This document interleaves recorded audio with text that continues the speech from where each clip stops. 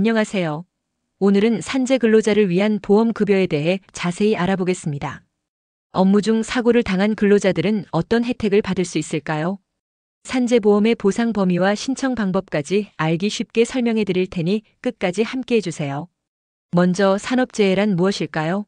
산업재해란 근로자가 업무 중 또는 업무와 관련하여 부상을 입거나 질병에 걸리는 경우를 말합니다. 근로자는 이러한 사고로 인해 경제적인 부담을 느낄 수 있지만 산재보험을 통해 다양한 급여를 받을 수 있습니다. 산재보험은 국가에서 운영하는 사회보험으로 사업주가 가입하고 보험료를 부담합니다. 덕분에 근로자는 무료로 보험 혜택을 받을 수 있으며 이를 통해 빠른 치료와 생활 안정을 도모할 수 있습니다. 산재보험 급여는 크게 요양급여, 휴업급여, 장애급여, 간병급여, 유족급여, 상병보상연금 등으로 나뉩니다. 각각의 급여가 어떤 역할을 하는지 하나씩 자세히 알아보겠습니다. 첫 번째, 요양급여입니다. 업무상 재해로 인해 치료가 필요할 경우 산재보험이 치료비를 부담합니다. 병원비는 물론 수술비, 입원비, 재활치료비까지 지원됩니다. 지정된 병원에서 무료로 치료받을 수 있으며 치료기간 동안 근로자의 부담이 최소화됩니다. 산재보험 지정 병원에서 치료를 받을 경우 모든 치료비가 지원되지만 비지정 병원에서 치료를 받을 경우 일부 비용이 본인 부담으로 청구될 수도 있습니다. 따라서 반드시 산재 지정 병원을 확인하는 것이 중요합니다. 두 번째, 휴업급여입니다. 치료로 인해 일을 하지 못하면 평균 임금의 70%를 휴업급여로 받을 수 있습니다. 단 치료기간 동안 연속하여 4일 이상 일을 하지 못하는 경우에만 지급됩니다. 휴업급여는 근로자의 생활 안정을 위해 마련된 제도로 치료가 끝날 때까지 계속 지원됩니다. 예를 들어 일용직 근로자나 계약직 근로자도 산재보험이 적용된다면 동일한 혜택을 받을 수 있습니다. 따라서 사고 발생 즉시 사업주에게 보고하고 산재 신청을 진행하는 것이 중요합니다.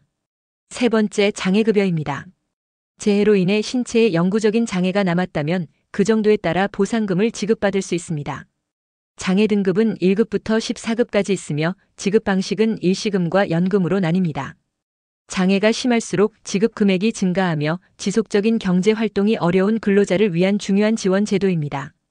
만약 산재 사고 이후에도 업무를 지속할 수 없다면 장애 판정을 받은 후 장애연금을 신청하는 것이 유리할 수 있습니다. 이와 관련된 상세 정보는 근로복지공단을 통해 확인할 수 있습니다. 네 번째, 간병급여입니다. 치료 후에도 지속적인 간병이 필요하다면 간병비를 지원받을 수 있습니다.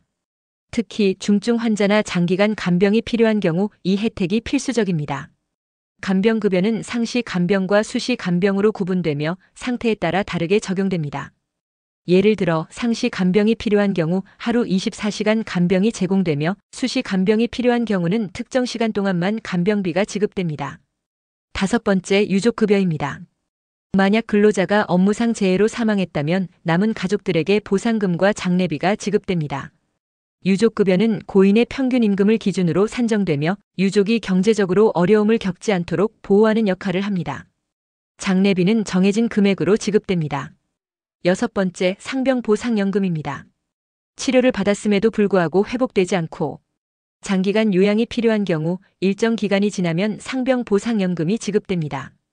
이는 근로자의 지속적인 생계를 보장하기 위한 제도로 일정 기준을 충족해야 신청할 수 있습니다. 그렇다면 산재보험급여는 어떻게 신청할까요? 신청 방법은 간단합니다.